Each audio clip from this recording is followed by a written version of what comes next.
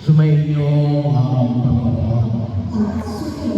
Ang mabuting balita ng Panginoon ayon kay San Mateo.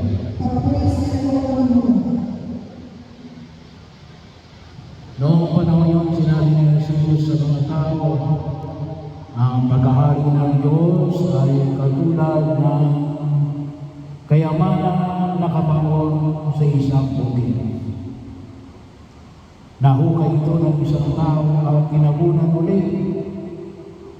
Sa dakilang tuwa, siya ay umayon at ipinagbili ang lahat ng ari-arian niya at binili ang bukid na iyon. Dahil din naman, ang paghahari ng Diyos ay katulad nito. May isang taong mga ngalakal na naghahanap ng mamahaling perlas.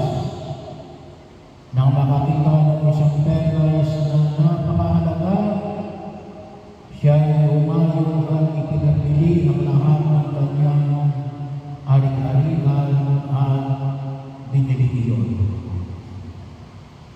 Ang mabuting balita ng Panginoon.